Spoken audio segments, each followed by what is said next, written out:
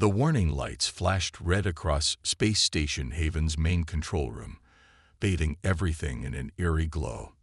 Jack Stone looked up from his research terminal, his dark eyes reflecting the pulsing emergency lights. The other scientists around him were already rushing to pack their equipment, but Jack remained seated, his attention fixed on the incoming transmission from the Galactic Council. "This is a Class 1 emergency alert," the mechanical translator voice announced. "All personnel must evacuate Space Station Haven immediately. Long-range sensors have detected a Shadowhunter vessel approaching your sector. This is not a drill." Most of the alien scientists dropped whatever they were holding and ran toward the escape pods. The blue-skinned mirror researcher next to Jack was trembling so badly she could barely close her specimen case. "Jack, you must come now," she said, her translator struggling to keep up with her frightened clicks. "The Shadowhunters kill everything they find. Everything." But Jack didn't move. Instead, he pulled up the sensor data on his screen, studying the approaching ship with intense interest. The Shadowhunters were legendary among spacefaring species, apex predators who had somehow developed space travel. Every species in the galaxy feared them, but no one had ever properly studied them. All anyone knew came from the few survivors of their attacks and grainy security footage. Station Commander Wells appeared at Jack's workstation, his face stern. "Stone, what are you doing? The evacuation order applies to everyone." Jack turned in his chair, excitement clear in his voice. "Sir, this is the chance of a lifetime. No one has ever had a chance to properly study the Shadowhunters up close.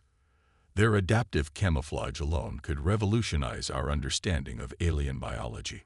Are you out of your mind?" Wells demanded. "They're not some interesting specimen. They're killers. The last research station they found had a crew of 30. Want to know how many survived? 0.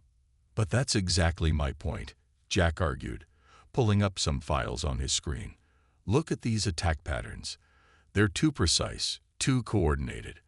This isn't just animal behavior. There's intelligence here. What if we've been misunderstanding them this whole time?" Wells rubbed his temples, feeling a headache coming on. He'd worked with enough human scientists to know that particular gleam in their eyes. It was the same look that had led humans to study active volcanoes, deep-sea creatures, and even black holes up close. Sometimes he wondered if the entire human species was just a bit crazy. "Jack, I have to evacuate the station. I can't force you to leave. God knows trying to force a human scientist to do anything is impossible, but I'm begging you to be reasonable for once." Around them, the station was quickly emptying. Through the massive observation windows, Jack could see escape pods launching one after another, streaking away into the darkness of space. The station's AI continued to broadcast warnings in multiple languages. Jack stood up, his tall frame towering over the commander. "Sir, I have a proposal. Let me stay behind with a skeleton crew. Volunteers only. We'll seal off most of the station and observe from the secure research wing. At the first sign of real trouble, we'll take the emergency pod. Think about it. This could be our only chance to learn the truth about them. And if the truth is that they're exactly as dangerous as everyone says, then humanity learns that lesson firsthand, and you get to tell everyone I told you so at my funeral," Jack said with a grin. Wells sighed heavily. In his 20 years commanding space stations, he'd never met a species quite like humans. Where others saw danger, they saw opportunity. Where others ran away, they moved closer for a better look. "You have 2 hours, he finally said. "If you can find volunteers and set up a secure observation post in that time, you can stay. But I want that emergency pod ready to launch at a second's notice." Jack's face lit up. "Thank you, sir. I'll start right now." As Wells walked away, shaking his head, he heard Jack already making announcements over the station's comm system, asking for volunteers to stay and study what might be the most dangerous predators in known space. "Humans," Wells muttered to himself as he headed for the command center to coordinate the evacuation. "Either they're going to get themselves all killed, or they're going to change the whole galaxy. Sometimes, I think it might be both. 2 volunteers had stayed behind with Jack, Tom from engineering and Reed from medical. They'd watched from the secure observation room as the Shadowhunter ship approached Station Haven. It was unlike anything they'd seen before. Sleek, dark, and covered in what looked like overlapping scales that seemed to shift color in the starlight. "Recording everything," Tom said quietly, his fingers dancing over the control panel. "Though I still think we're crazy for staying." Jack barely heard him.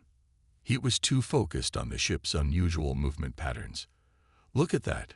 They're not approaching like raiders. That's a standard emergency docking procedure." The massive alien vessel aligned itself with the station's main docking port, moving with surprising grace for its size. The station's systems automatically began the docking sequence, despite Reed's attempts to override it. "They've hacked our computers," Reed reported, her voice tense. "Should we head for the escape pod?" "Not yet," Jack said, leaning closer to the observation window. "Something's not right. Raiders don't dock carefully. They'd breach hulls." The airlock cycled, and they all held their breath. The security feeds showed the inner doors sliding open, and for the first time, humans saw a Shadowhunter up close. The creature that stumbled through the airlock was nothing like they expected. Yes, it was huge, easily 8 feet tall, with dark, shifting skin that seemed to ripple like oil on water. But instead of charging in with weapons, it was barely staying upright, one clawed hand pressed against the wall for support. "It's injured," Reed whispered, her medical training overriding her fear. Jack watched as the Shadowhunter's head turned, revealing 4 eyes that glowed a soft amber. Its skin was changing color rapidly, but not in the coordinated patterns they'd seen in combat footage. This looked more like the involuntary responses of someone in pain. "The others aren't following," Tom noted, checking the sensors. "Just this one. And the ship is pulling away." Before anyone could stop him, Jack was heading for the door. Reed grabbed his arm. "Are you insane? That thing could tear you apart." "It's hurt and alone," Jack said firmly. "And it came here for help. Look at its movements. It's protecting its left side. Something's wrong with it. Or it's a trap," Tom suggested. "They're supposed to be incredibly smart hunters." Jack shook his head. "Smart hunters don't show weakness. I'm going out there." "Reed, bring a medical kit. One of the big ones. Tom, keep monitoring for any other ships." The Shadowhunter had collapsed against the wall by the time they reached it, its breathing labored. Up close, Jack could see what looked like burn marks across its left side, the flesh there darker and rougher than the rest of its shifting skin. "Hello," Jack said softly, keeping his movements slow and deliberate. "We want to help." The creature's 4 eyes focused on him, and Jack felt a chill run down his spine. There was clear intelligence in those eyes, and pain, and something that might have been fear. The Shadowhunter made a series of clicking sounds, then raised one hand, fingers spread wide. "That's a universal peaceful greeting gesture," Jack said excitedly. "Reed, come closer. Slowly. It understands." Reed moved forward with the medical kit, her hands shaking slightly. The Shadowhunter watched her approach, its skin slowly shifting to match the gray of the station walls. But it made no aggressive moves. As Reed began scanning the injuries, the creature's skin displayed rippling patterns of blue and green. Jack quickly pulled out his tablet and started recording. "Amazing," he breathed. "It's using chromatophores like Earth's octopi, but far more advanced. The patterns, they must be a form of communication." The Shadowhunter turned its gaze to him, and to everyone's shock, it nodded slowly, deliberately. Then it raised one clawed hand and, with careful precision, pointed first to itself, then made a slashing motion across its throat. "It's trying to tell us something," Jack said, stepping closer. I think it's a fugitive. It's running from its own people." The creature nodded again, more emphatically this time. Its skin rippled with dark reds and blacks, colors that Jack guessed might indicate fear or distress. "Well," Reed said, looking up from her medical scanner, "whatever it is, it needs help. These injuries are serious. We can't just leave it here." Jack smiled. "No, we can't. Tom, help me set up the large medical bay. I have a feeling we're about to learn a lot more about the galaxy's most misunderstood species." The Shadowhunter watched them work, its skin gradually settling into calmer patterns of blue and green. For the first time in recorded history, humans were going to have a peaceful interaction with the galaxy's most feared predators, all because they chose to help instead of run. 3 days had passed since the injured Shadowhunter arrived at Station Haven. Jack sat in the medical bay, watching as Reed changed the bandages on their unusual patient. They had started calling the creature Ripper, not because it was violent, but because it had made a ripping motion when trying to tell them its name. "The healing rate is incredible," Reed said, examining the burns that were already showing signs of new tissue growth. "At this rate, Ripper will be fully recovered in less than a week." Jack nodded, but his attention was on Ripper's skin patterns. Over the past few days, he had started to recognize certain combinations of colors and ripples. Right now, the Shadowhunter was displaying soft greens and blues, colors that seemed to indicate comfort or gratitude. "Watch this," Jack said. He raised his hand and made a rippling motion with his fingers. Ripper's eyes brightened, and its skin immediately copied the pattern Jack had made, adding swirls of yellow that they'd learned meant excitement or happiness. Tom walked in with the morning's sensor readings. Still no sign of other Shadowhunter ships. "But I did find something interesting in the deep space broadcasts. Apparently, there's been some kind of civil conflict in Shadowhunter space, something about reformers challenging the old ways." Ripper's skin suddenly flashed with dark reds and purples. The creature sat up straighter and began making a series of complex gestures with its hands, accompanied by changing skin patterns. "Slow down," Jack said gently, pulling out his tablet to record. "Like we practiced." Over the past days, they had developed a basic way to communicate. Ripper would make hand signals while changing skin colors, and Jack would try to interpret them. It was slow, but they were making progress. Ripper pointed to itself, then made a motion like opening a book. Its skin showed patterns they'd come to associate with teaching or learning. Then it made a slashing motion and displayed aggressive red patterns, followed by a clear negative gesture. You're one of the reformers," Jack realized. "You didn't want to fight. That's why you're running." Ripper nodded emphatically. Its skin rippled with a new pattern, one that looked almost like written symbols, though they faded too quickly to read. "That's it," Jack exclaimed. "Your species doesn't just use colors for emotions. You have a whole written language in your skin patterns." He turned to his colleagues excitedly.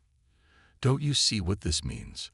The Shadowhunters aren't just predators who learn to use tools. They're a fully intelligent species with their own culture, their own conflicts, their own ways of thinking." Reed looked thoughtful. "And some of them, like Ripper, want to change their violent reputation. But why did they become so aggressive in the first place?" Ripper's skin darkened, showing a pattern they hadn't seen before. It made a series of gestures, first mimicking smaller creatures running in fear, then larger ones attacking, and finally a protective stance. "I think I understand," Jack said softly. "Your people were preyed upon once, weren't they? You became hunters because you had to survive. But now that you're strong, some of you want to find a different way." The Shadowhunter's skin lit up with patterns of confirmation, mixing with colors of what seemed like relief. Finally, someone understood. Tom shook his head in amazement. All this time, everyone's been running away from them in fear. Nobody ever just tried to talk to them. "That's what humans do best," Reed said with a smile. "We're too curious to just run away. We want to understand." Jack was already sending messages to his tablet, documenting everything they'd learned. "We need to tell the Galactic Council about this. They need to know that the Shadowhunters aren't just mindless predators. They're people who chose to become fierce because they had to, but now some of them want to choose a different path. Ripper watched them work, its skin showing complex patterns that seemed to flow like poetry. For the first time since arriving, the shadow hunter looked truly at peace. In this small medical bay on a nearly empty space station, something unprecedented was happening. A bridge was being built between two species that everyone thought could never understand each other. And it all started because one human decided to stay and help instead of running away. The emergency alarms blared through Station Haven once again. This time, the sensors showed 3 shadow hunter ships approaching, larger and more heavily armed than Ripper's vessel had been. "They're here for me," Ripper communicated through a combination of skin patterns and hand signals. The message was much clearer now that Jack and his team better understood their language. Jack watched the approaching ships on the main screen. How many hunters usually make up a search party? Ripper's skin flickered with counting patterns. 12 warriors, led by Fang. Fang. Tom asked from his station at the sensors. Ripper's skin darkened to deep purple, showing patterns of what they now recognized as concern. Greatest hunter. Most traditional. No mercy. Reed was already moving, gathering medical supplies. "We need to hide Ripper. The secure labs in Section C have radiation shielding. It might block their sensors." But Jack had a different idea. "No," he said, surprising everyone. "Running and hiding is what everyone always does with shadow hunters. Maybe it's time someone tried something different." The docking bay alerts sounded as the lead ship initiated forcing docking procedures. Unlike Ripper's careful approach, these ships locked on with aggressive precision. "Ripper," Jack said, turning to their friend, "I need to know everything you can tell me about Shadowhunter greeting customs, especially for dealing with hunt leaders." The next few minutes were a crash course in Shadowhunter protocol. Ripper's skin patterns flashed rapid instructions while Jack took notes, committing every detail to memory. The station shook as the airlock was forced open. Through the security feeds, they watched 12 massive Shadowhunters enter the station. Their leader, Fang, stood even taller than Ripper, with battle scars visible through his shifting skin patterns. "Tom, Reed, stay here with Ripper," Jack ordered, straightening his uniform. "I'm going to greet our guests." "That's suicide," Tom protested. But Jack was already walking toward the door. Maybe. Or maybe it's time someone finally tried to understand them instead of fear them. He walked down the corridor toward the approaching hunting party, his heart pounding but his steps steady. As he rounded the corner, he came face to face with the Shadowhunter hunting party. They were an intimidating sight. 12 towering predators with rippling combat patterns flowing across their skin. But Jack focused on Fang, remembering Ripper's instructions carefully. Before any of the hunters could move, Jack dropped to one knee, tilted his head back to expose his throat, and made a specific rippling motion with his right hand, the traditional greeting to a hunt leader. The hunters froze. Their skin patterns showed surprise, breaking their coordinated combat displays. Fang stepped forward, all 4 eyes fixed on Jack. "You know our ways, small prey," Fang communicated through patterns that Jack struggled to follow. "How?" Jack stood slowly, keeping his movements deliberate. "Because someone finally took the time to learn them, honored hunt leader. I know why you're here. But before you tear apart my station, I ask for the right of diplomatic exchange." This caused another ripple of surprise through the hunting party. Fang's skin showed patterns of curiosity mixed with suspicion. "You claim diplomatic rights?" Fang's patterns asked. "You would speak for the betrayer." "I speak for understanding," Jack replied carefully. "I speak for the possibility that violence is not the only way forward." The other hunters moved restlessly, their patterns showing aggression, but Fang raised a hand to still them. The hunt leader's skin shifted to formal diplomatic patterns, something Ripper had said was rarely seen anymore. "Speak then, human who knows our ways," Fang communicated. "But know that if your words do not satisfy, we will tear this station apart piece by piece until we find what we seek." Jack nodded, keeping his posture respectful but unafraid. Then let me tell you a story about what I've learned about your people, and about how fear can make us all into something we don't want to be. Around them, the hunting party settled into listening poses, their skin patterns shifting to attentive modes. For the first time in known history, a human was going to attempt to negotiate with a Shadowhunter hunting party, and everything depended on whether he could make them understand. Jack stood before the Shadowhunter hunting party in Station Haven's main conference room. The hunters sat in a semicircle, their skin patterns shifting between curiosity and impatience. Fang, their leader, watched with all four eyes as Jack activated the room's holographic display. "Before you decide Ripper's fate," Jack said, "there's something you need to see." He pulled up the medical scans they'd taken over the past week. "These are records of your people's biology, the first detailed study ever done with a willing participant." Fang's skin rippled with interest, despite his attempt to maintain a stern pattern. "What relevance is this to the hunt?" "Everything," Jack replied. He zoomed in on specific parts of the scan. "Look at these organs, these color-changing cells. Your people weren't originally built for hunting. Your bodies tell a different story." The hunters stirred uneasily. One of them, slightly smaller than the others, moved forward to study the scans more closely. Its skin showed patterns of scientific inquiry, similar to what they'd seen from Ripper. "Your kind evolved as peaceful filter feeders," Jack continued. "These organs here, they're not meant for digesting meat. They've been adapted, modified over time. You made yourselves into predators." Fang rose to his full height, skin flashing warning patterns. "You know nothing of our history, human."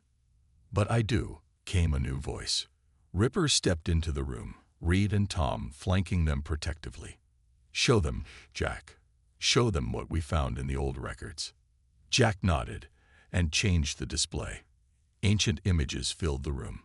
Historical records that Ripper had helped them discover in forgotten databases.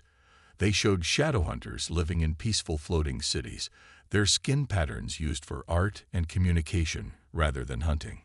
3,000 years ago, Jack explained, your people were attacked by the Ravagers, a species that no longer exists. You were peaceful, advanced, but vulnerable. So you changed yourselves. You adapted. You became what you needed to be to survive. The smaller hunters' skin patterns showed recognition. The great change. But we were taught it was our natural evolution. You were taught what the warrior caste wanted you to believe. Ripper communicated, skin patterns bold and clear. We forgot our own history. We forgot we had a choice. Fang's patterns showed conflict. Anger mixed with uncertainty. Even if this is true, what difference does it make? We are hunters now. It is our way. But it doesn't have to be the only way, Jack said. He showed more recent scans, Ripper's brain activity during their communication sessions. Your species has incredible potential. Your ability to change, to adapt, it's not just physical. You can choose a different path. The room fell silent. The hunters' skin patterns rippled with complex emotions as they processed this information. The smaller hunter moved closer to Ripper, their patterns synchronizing in what Jack now recognized as academic discussion. The reform movement, Jack continued, it's not just about rejecting violence. It's about reclaiming who you were meant to be, who you could be again. Fang stood motionless, his skin showing patterns that even Ripper had never seen before, ancient symbols of deep thought and consideration. Finally, he turned to Jack. You could have run, like all others do, Fang communicated. Instead, you stayed, you learned, you understood. That's what humans do, Jack said simply. We look past fear to find understanding. Fang's skin shifted to formal diplomatic patterns. Perhaps there is wisdom in this human way. The reform movement has grown stronger. Many young hunters question the old ways. He turned to Ripper. You were not wrong to seek another path, but you should not have run. I had to show there was another way. Ripper's patterns replied. Someone had to be first. Fang nodded slowly. The Hunt Council must see these records, must understand our true history. His patterns showed a formal decision. We will not take you back for punishment, Ripper. Instead, you will help us remember who we once were. The other hunters' patterns showed a mix of reactions, some uncertain, some supportive, some still resistant. But Jack saw something new in all of them, the beginning of change. As the hunters discussed among themselves, their patterns mixing and flowing like a living art piece, Jack smiled. Sometimes the fiercest predators weren't the ones who chose to fight, but the ones who were brave enough to choose peace instead. The Galactic Council chamber fell silent as Jack finished presenting his proposal. The massive circular room, filled with representatives from 100 different species, had never seemed so quiet. On the central platform, Jack stood next to Ripper, whose skin patterns showed a mix of hope and nervous energy. Let me make sure I understand. The council leader, a tall crystalline being, said slowly, "You want to establish a Shadowhunter refuge on Earth."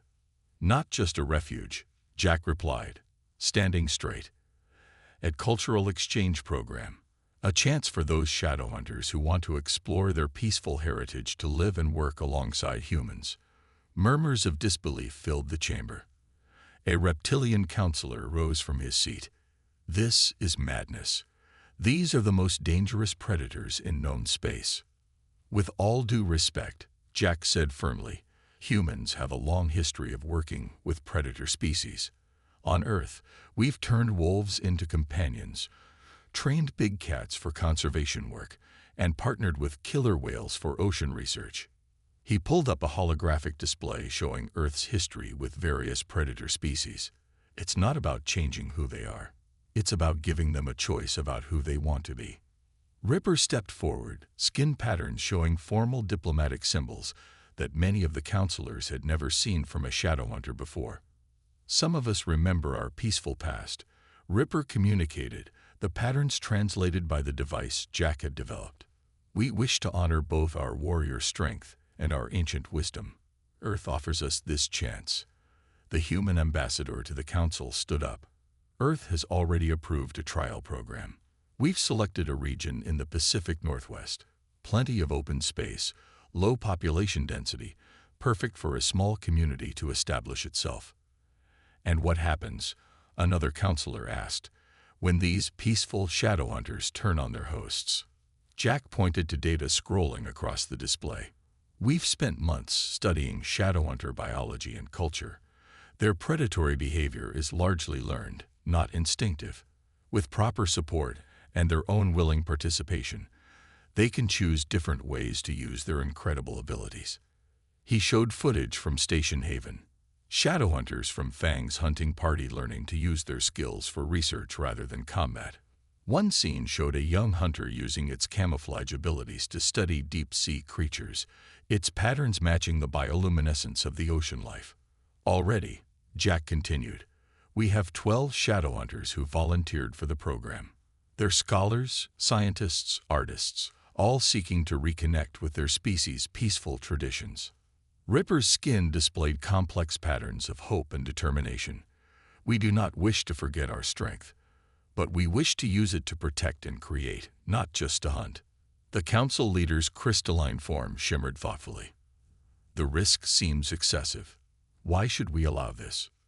"Because," Jack said, his voice firm, "if we don't give them a chance to change, we're no better than those who forced them to become hunters in the first place. Everyone deserves the right to choose their own path." He gestured to Ripper. "Look at the evidence. In just a few months, we've learned more about Shadowhunter culture and biology than in centuries of running away from them. Imagine what we could learn by working together." The chamber erupted in discussion. Some counselors argued fiercely against the proposal, while others showed cautious interest. Through it all, Jack and Ripper stood together, watching the debate unfold. "They're afraid," Ripper's patterns said privately to Jack. "Fear is natural," Jack replied quietly. "But humans have learned that fear shouldn't stop us from doing what's right." Finally, the council leader raised a crystalline appendage for silence. "This is an unprecedented proposal. The risks are enormous. They paused, facets gleaming. But perhaps that is exactly why it must be attempted. The leader turned to face the chamber. Earth has shown wisdom in facing danger with understanding rather than fear. We will allow this trial program, under strict observation. As the chamber filled with excited chatter, Jack smiled at Ripper, whose skin was displaying patterns of joy and gratitude that no human had seen before that day. "Ready to make history?" Jack asked. Ripper's patterns shifted to show determination and hope. "Ready to make a new future," came the reply. 1 year after the Galactic Council's historic decision, Jack stood on a hillside overlooking the Shadowhunter settlement in the Pacific Northwest. The morning mist rolled through the valley, revealing glimpses of the unusual buildings below, structures that seemed to shift and change color, just like their inhabitants. "Still hard to believe sometimes, isn't it?" Reed asked, joining him at the observation point. She had transferred to Earth along with Tom to help manage the integration program. Below them, a group of Shadowhunters was preparing for their morning patrol. Their skin patterns showed excited, focused energy as they gathered their equipment. These weren't weapons, but rather sophisticated sensors and rescue gear. "The Coast Guard says they've never had better search and rescue teams," Jack said proudly. "The Shadowhunters' ability to adapt to any environment makes them perfect for dangerous rescue operations." They watched as Ripper led the morning briefing. Once considered a traitor to their species, Ripper was now the settlement's chief coordinator, helping other Shadowhunters find their place in this new life. A small transport ship descended from the clouds, another group of Shadowhunter volunteers arriving from across the galaxy. What had started with 12 brave individuals had grown to over 100, with more arriving each month. "Message from Fang," Tom called out, walking up to join them. He held up a data pad showing complex skin patterns recorded from the last transmission. "The reform movement is gaining ground. Almost a third of all Shadowhunter territories are now open to peaceful contact." Jack smiled, remembering the fierce hunter who had first come to capture Ripper. Now Fang served as an ambassador between the traditional hunters and the reformers, helping both sides understand each other. Below, the particularly interesting scene was unfolding. A group of human marine biologists was working alongside Shadowhunter researchers, studying the behavior of orcapods off the coast. The Shadowhunters' ability to communicate through color patterns had led to breakthrough discoveries about cetacean communication. "The universities can't believe the research data we're getting," Reed said, checking her own reports. "The Shadowhunters aren't just helping us study other species, they're teaching us whole new ways of looking at communication, adaptation, and intelligence." A sudden commotion drew their attention. Emergency signals flashed across the settlement's communication arrays. A mining accident had been reported in the nearby mountains, workers trapped by a cave-in. They watched as the rescue teams sprang into action. Shadowhunters moved with incredible speed and coordination, their skin patterns shifting to emergency response modes. Within minutes, 3 rescue units had launched, their vehicles disappearing into the morning mist. 2 years ago, everyone in that mine would have died at the sight of a Shadowhunter, Tom remarked. Now they're probably praying the Shadowhunters get there fast enough. "That's because they've learned what humans have always known," Jack said. "The most dangerous-looking creatures can sometimes be the most remarkable allies, if you give them a chance." As if to emphasize his point, a group of Shadowhunter children passed by, their skin showing playful patterns as they chased each other through the morning fog. They were part of the first generation to grow up knowing they had a choice about their path in life. A message flashed across their communicators. The Galactic Council was officially recognizing the Earth Shadowhunter Integration Program as a model for future interspecies cooperation. More importantly, they were lifting the travel restrictions on reformed Shadowhunter territories. "Hard to believe it all started because you were too curious to evacuate a space station," Reed said, nudging Jack's arm. Jack watched as more Shadowhunters emerged to start their day, their skin patterns showing all the colors of a peaceful morning. Some displayed the sharp, focused patterns of warriors, others the flowing designs of artists and scholars. Each one unique, each one free to choose their own way. That's the thing about humans, he replied. We've never been good at running away from dangerous things. We'd rather try to understand them. He smiled as Ripper waved to them from below, skin patterns showing friendship and joy. Sometimes, that turns out to be the best solution of all. In the valley below, humans and shadow hunters continued their daily activities, working together in a partnership that had once seemed impossible. They had proven that even the galaxy's most feared predators could choose a different path when someone was brave enough to offer them the chance.